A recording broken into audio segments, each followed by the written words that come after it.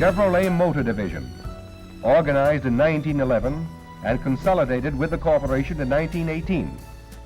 The demand of the motoring public for Chevrolets has created in this unit the world's largest motor car manufacturer, with operations so decentralized that it has spread employment in 17 communities where factories and assembly plants are located.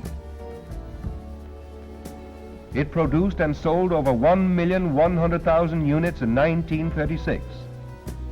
Its sales are greater than any other General Motors division, and it is a large consumer of products manufactured by other units of the corporation.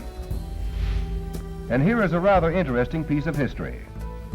At the time of the reorganization and management of the corporation in 1921, a survey was made by an eminent industrial engineering concern as to the various corporation properties.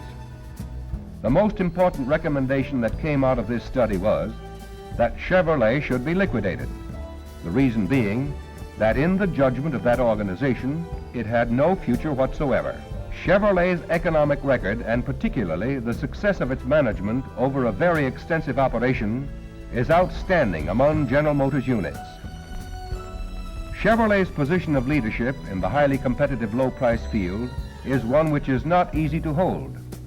But that position is amply justified by the quality of its products, as well as the aggressiveness with which its products have been merchandised by dealers and salesmen all over America.